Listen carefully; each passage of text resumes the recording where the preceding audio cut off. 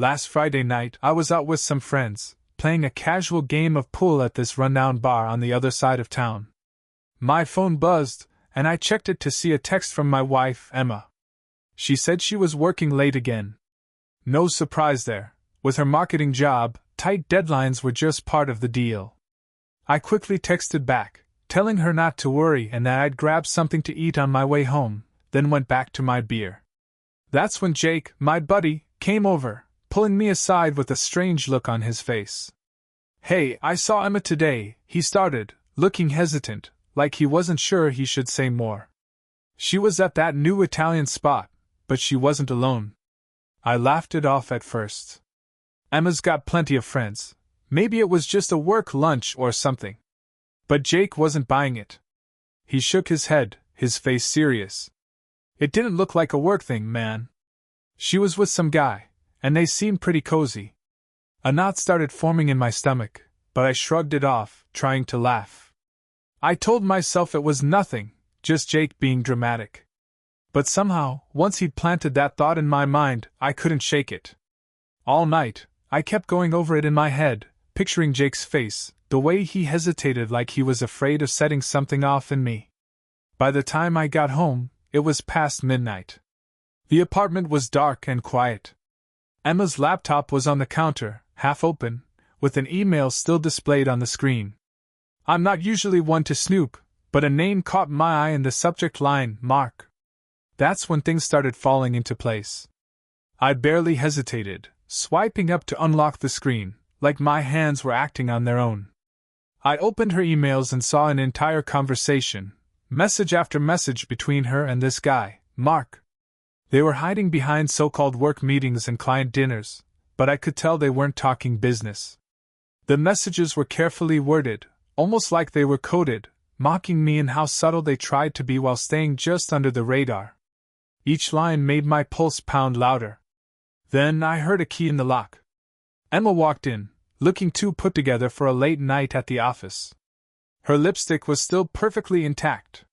She saw me with her laptop open, and in that split second, the color drained from her face. For the first time in all our years together, she didn't even try to smile or make an excuse. "Want to explain this?" I asked, holding up the laptop. My voice was calm, colder than I felt inside, and that scared me more than anything. Emma just stared, her eyes flicking between the laptop and me, like she was calculating her next move. She had 1,000 excuses, but not one of them came out. For a moment, I thought maybe she'd just tell me the truth. But then she let out this shallow laugh, almost mocking. "Really, Alex? You're going through my work emails now?" I didn't move a muscle. "I know you're not meeting clients." "You and Mark? Client dinners? Late-night strategy sessions? Seriously, Emma?" She sighed, tossing her bag down and crossing her arms, like I was the one acting unreasonable. "You've been distant lately," she said, frustration written all over her face. "So yeah, I went out with someone from work. You don't even notice me anymore. You're so wrapped up in your own life, work, home, like I'm just part of the background." I clenched my jaw, realizing she was trying to make this about me, turning my accusations back like I was the one to blame. But the way she was talking, so casual, like she didn't even care, like she was almost proud of herself, cut deeper than any argument. "What exactly did I miss, Emma?" I asked, my voice lower, daring her to say something real for once. "Did I miss you sneaking around with him? The calls, the texts?" She rolled her eyes. "Stop being dramatic, Alex." And suddenly, I was staring at a stranger. The warm, vibrant woman I'd loved for years was gone, replaced by someone colder and distant. "Mark's a friend. And even if it was more than that, are you really going to act like you haven't checked out of this marriage? That you've been some perfect husband?" Her words floored me. A few hours ago, my life had felt steady, unbreakable. Now everything was slipping through my fingers, and she was acting like it was nothing. Her casual tone cut deeper than anything else could have. "You've got one chance, Emma," I said, almost whispering, my voice tight with anger I could barely control. "One chance to tell me the truth. What the hell is going on?" She just shrugged, her gaze narrowing before she said something that broke me. If you were really my husband, you'd already know. Her words hit me like a slap, leaving me cold. What did she even mean by that? My hands clenched, and I glanced down at the laptop still open, her messages exposing everything. I took a deep breath, but my heart was pounding, each beat like a warning siren in my head. So, this is on me? I managed to say, trying to keep my voice steady, holding back the hurt and anger that are bubbling up inside. You're saying I'm the reason you did this? That I somehow pushed you into his arms? Emma's face barely changes. She doesn't even blink, just rolls her eyes, as if this whole confrontation is some inconvenience she doesn't want to deal with. Honestly, Alex, you're making way too much out of this. I didn't fall into anyone's arms. Mark, he just gets me, in ways you never have. He actually listens. Each word stabs like a knife, but it's the look in her eyes that drives it deeper. No guilt, no regret, just this cold calm, like she's justified, as if I'm the one who should be apologizing. What's that even supposed to mean? I snap, my voice rising despite myself. When haven't I listened to you, Emma? All those late nights, all those work excuses, I was there, every single time, supporting you, trusting you, giving you the space you needed. And this is how you repay me? She shrugs, barely looking at me. Maybe that's the problem, Alex. You're always just there. But you're never really with me.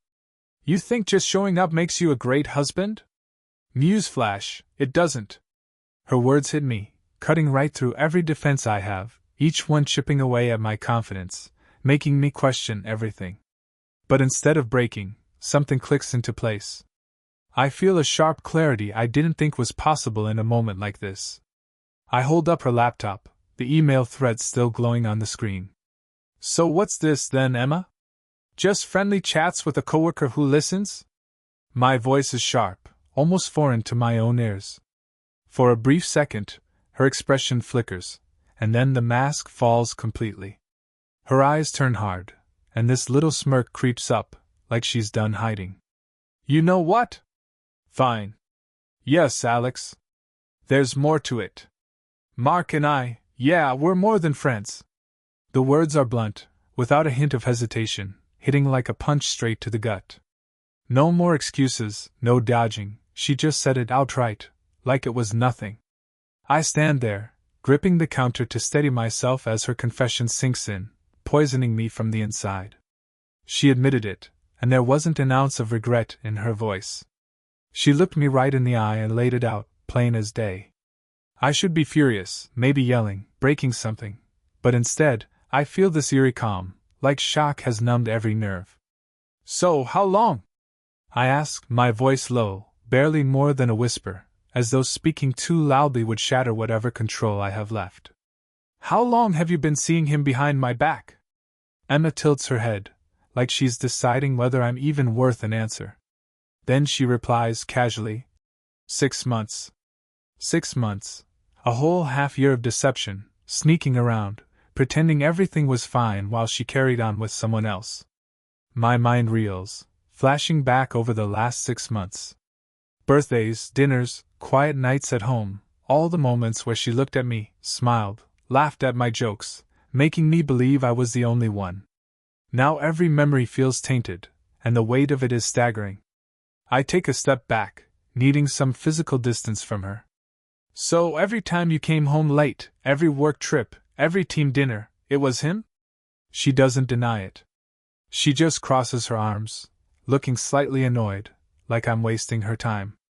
Alex, don't be so dramatic. Yes, Mark and I have been seeing each other, but I was careful. It didn't affect us, at least not really. You wouldn't have known if you hadn't gone snooping. I almost laugh at the twisted logic she's throwing at me, as though she actually believes this. So that's what you think? That I should have just stayed oblivious, pretending everything was fine? Play the clueless husband while you keep up your double life? She raises an eyebrow, visibly irritated. Well, it's not like you've been winning any Husband of the Year awards. Always at work, always in your own world. You were never really present. Alex, you practically pushed me into his arms. Her words take the breath right out of me. She's blaming me, painting herself as some victim who just happened into an affair because her husband was absent. But I know better, and that knowledge burns like fire inside me. And I bet he's some kind of hero in all this, isn't he? The perfect guy who listens to you? My words drip with sarcasm, but she doesn't flinch. At least he sees me, Alex. He doesn't just go through the motions. He makes me feel alive. That's it. I feel the last thread of patience snap. There's no reaching her, no breaking through this wall. This isn't the person I thought I knew. I stare at her, realizing that the woman I thought I knew is a stranger. It's like she couldn't care less about the pain she's putting me through. And in that moment, I know there's no coming back from this. I'll never be able to forgive what she's done. The initial shock fades, giving way to a burning anger that fills me up completely. I want to yell, to shake her, to make her see the damage she's caused. But I can tell it won't make a difference. She's standing there with that same cold detachment, as if she's already moved on. Like I'm just in the way, blocking her path to a new life with Mark. You're unbelievable. I manage, my voice low and strained. Do you even hear yourself, Emma? 6 months of lying, sneaking around, cheating, and you act like I'm the one who owes you an apology. She rolls her eyes, annoyed, as if I'm blowing everything out of proportion. I don't know what you expect me to say, Alex. I told you the truth. I could have kept lying, but I didn't. Isn't that what you wanted? Her words are dripping with this twisted self-righteousness, like admitting her affair makes her somehow noble. I can't tell if she's trying to manipulate me or if she genuinely believes this narrative she's spinning, casting herself as the misunderstood one and me as the clueless fool who couldn't see the truth. You're delusional, I say, laughing bitterly. You want to act like you're some kind of martyr now, after putting me through all this? Emma just shrugs, looking bored, like she's ready to move on. Think whatever you want, Alex. Maybe it's for the best. Maybe it's time we both moved on. Her words hang in the air, and I can barely wrap my head around it. This isn't just a meaningless fling to her. She's already written me out of her life, already looking ahead. I can see it in the way she stands there, in the finality of her tone. She doesn't just want a thrill, she wants out. So that's it. My voice cracks, a raw mix of pain and anger spilling out. You've already made up your mind? She doesn't hesitate. Yes, Alex. I'm done. I was going to tell you eventually, but maybe it's better you found out this way. Less drama, right? I can't believe the coldness in her voice, the way she's brushing off years of marriage as if it's just a worn-out chapter. Less drama? Emma, you destroyed us. You didn't even have the decency to end things before running off to him. For a brief moment, something flickers in her eyes, guilt, regret, maybe even shame, but it's gone as quickly as it appears. She shakes her head, her expression hardening again. I don't know what you want from me, Alex. I wanted more out of life than this, more than what we had. And there it is, the unfiltered truth. It wasn't just about Mark, it was about me, about everything we built together. To her, it was all disposable. That's when the full weight of it settles in. I'm not just losing her, I'm losing the life I thought we were building together, the future I thought we both wanted. My chest feels hollow, my breast shallow, like I've been gutted. Emma stands there, arms crossed, completely detached, like she's watching this from a distance. She's made up her mind, it's clear as day. Every word, every look, she's thought it all through, like she's rehearsed leaving me 100 times in her head. I take a shaky breath, letting the reality sink in. So what's the plan then? You walk out, run off to Mark, and that's it? She doesn't even look surprised. In fact, there's a hint of relief in her eyes, like she's finally gotten the reaction she wanted, the permission to leave. I think that's for the best, don't you? We can go our separate ways. Make it as clean as possible. Clean? I can barely keep the bitterness out of my voice. She actually thinks this can end cleanly, like we're just splitting a tab after a bad dinner, not a whole life.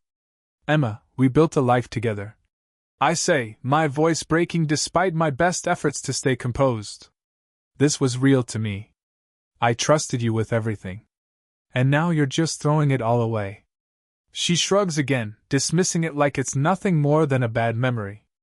Things change, Alex. People change. Maybe you didn't notice, but I did. I've been ready for something more for a long time. You were just too busy, too comfortable to see it.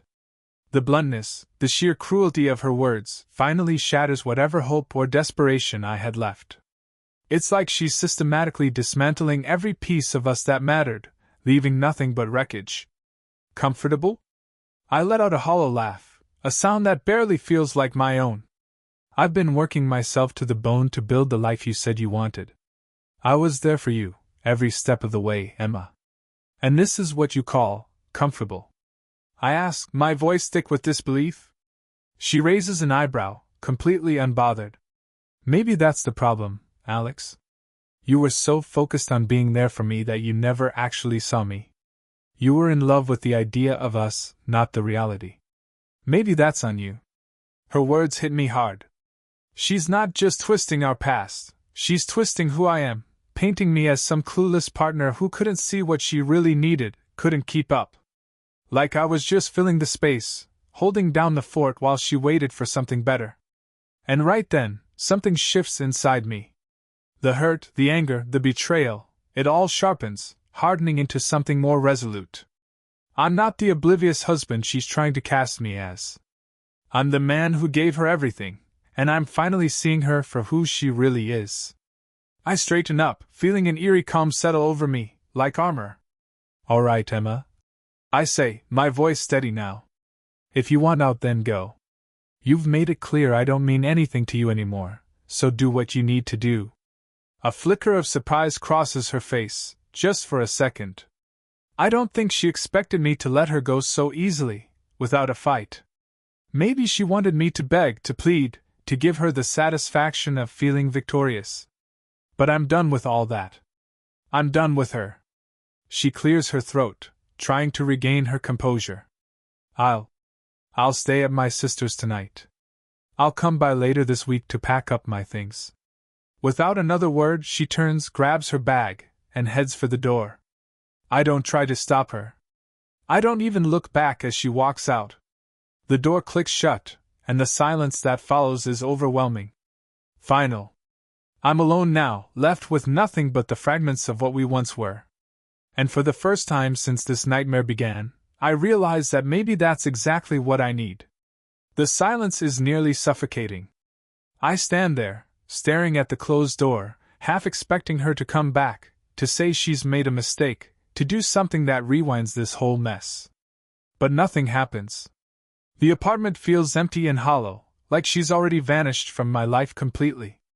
I sink down onto the couch, my mind racing over the last few days, trying to pinpoint where I missed the signs. 6 months of secrets, 6 months of lies. How did I not see it? I trusted her so fully that I never even considered she might betray me like this. And yet, here I am, blindsided, left to pick up the pieces alone. Hours pass, and I'm still sitting there when her words come back to me. You were in love with the idea of us. She said it so easily, like it was obvious, like I was foolish for believing in what we had. But now I can see it for what it was. She's been rewriting our history, twisting our memories, making me feel like I was the one who never understood her. Eventually I get up, moving around the apartment in a daze. Her things are still here, small reminders of her in every room. The picture of us on the bookshelf, her favorite mug on the counter, even the faint scent of her perfume lingering in the air. Each one feels like a piece of evidence, a reminder of the lies she was weaving right under my nose. I open her closet, and there, hanging next to my shirts, is a neatly folded stack of her clothes. On top is that dress she wore last New Year's Eve, the night she toasted to another year together, and told me how much she loved me. That memory is nearly unbearable now. I shut the closet door, trying to block it all out. But it's no use. I see her everywhere, in every corner, in every memory. Her smile, her laugh, her I love yous. All of it was a lie. As I'm about to turn away, I hear a faint buzz from the other room. Her laptop is still on the kitchen counter, forgotten in her rush to leave. The screen lights up with a new email notification. From Mark. I hesitate, a part of me wanting to slam it shut, to ignore everything. To cut off this entire chapter of my life right here and now. But another part, the part that needs answers, closure, anything to make sense of this, can't resist. My hand trembles as I reach for the laptop, my finger hovering over the trackpad. With a single swipe, I unlock it. The email is right there, plain as day, like a final slap in the face. Miss you tonight. Can't wait to be together for real. Let me know when you've told him. It'll be a fresh start for both of us.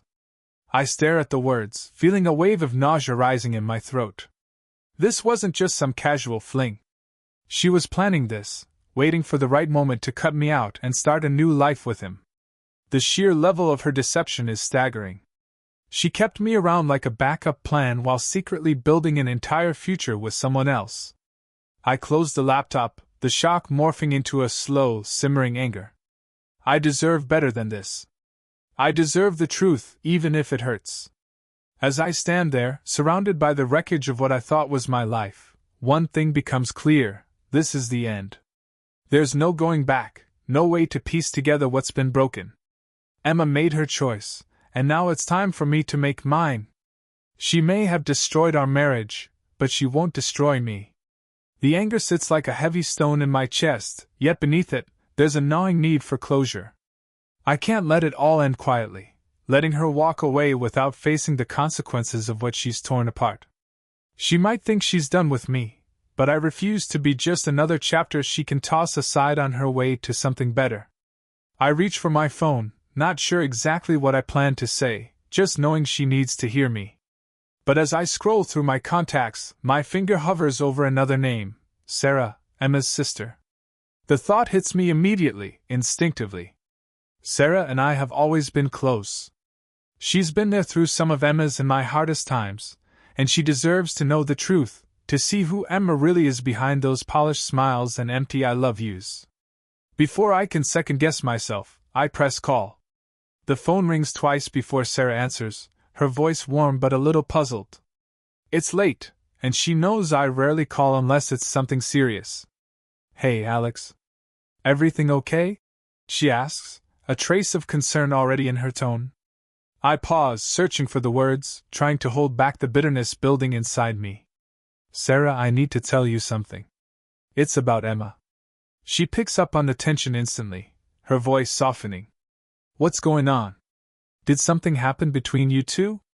I grip the phone tighter, clenching my jaw as I force out the truth. She's been seeing someone else. For months. She's leaving me for him. Silence. Then I hear her gasp, a quiet, shaky sound. I can almost picture her face, stunned and hurt. She lets out a deep breath, and when she speaks again, her voice is thick with disbelief and anger. Are you? Alex, are you serious? Emma, she wouldn't. No, she couldn't do that. She did. I say, each word lifting a weight off my shoulders. I saw the emails, Sarah. She's with some guy named Mark. She admitted it. Tonight. Another long silence. Then I hear her draw a sharp breath, her voice now trembling with a mix of sadness and rage. She's been lying to you. Lying to all of us. Exactly. I reply, feeling a small surge of relief. Sarah's reaction feels like validation, like someone finally sees what I'm going through. She's angry, furious even, but not at me. She's on my side. Alex, I don't even know what to say. I had no idea she was capable of something like this. I'm so sorry. Her apology, her empathy, it breaks something in me. For the first time since this all began, I feel the full weight of it sink in, the betrayal, the lies, the painful reality of losing the life I thought I knew. And with Sarah's support, I realize what I need to do. I take a deep breath, clarity settling over me. Thanks, Sarah. I just thought you should know. Thank you for telling me. She says, her voice soft but determined. Emma's going to have to answer for this. She can't just hurt people like this and walk away. I hang up, feeling a strange sense of calm. Sarah's reaction was exactly what I needed, a reminder that Emma's betrayal doesn't define me. I still have people who care, people who see through the lies. Setting down the phone, I feel a new strength build within me. I don't need Emma's explanations or apologies anymore. I don't need her to make sense of what she did. I have my truth. And for the first time, that's enough. The next morning, I wake to a knock at the door. I open it to find Emma standing there, polished and composed, as though last night's revelations were a minor inconvenience instead of the destruction of our marriage. She holds a small bag, her lips pressed into a tight line, avoiding my eyes. I need to pack some things, she says in a flat, businesslike tone. No apology, no remorse, just formality, as if she's already 1,000 miles away in her mind. I step aside, letting her in without a word.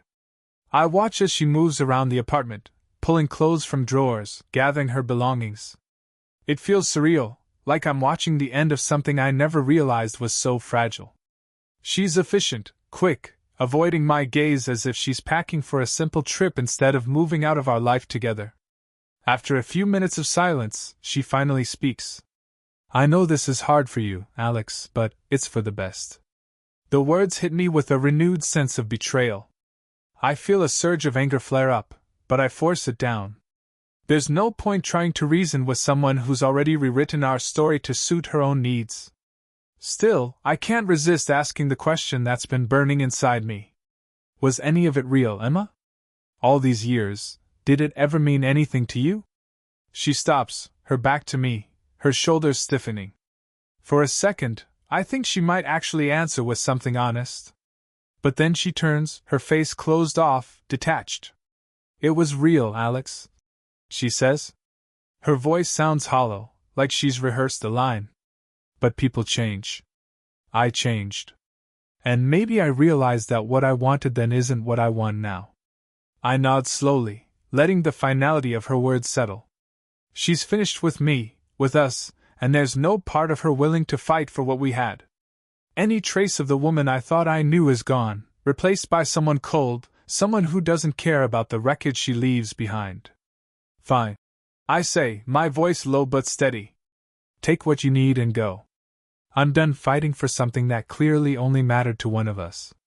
For a split second, something flickers in her expression, a brief hint of what could be regret, but she quickly masks it, closing herself off once again. She picks up her bag, looks around one last time, and then, without another word, heads toward the door. Just before she leaves, she pauses with her hand on the doorknob. I hope you find what you're looking for, Alex, she whispers. And with that, she's gone, the door clicking shut behind her. The silence that fills the room is heavy, final. But instead of feeling broken or lost, I feel a strange relief wash over me.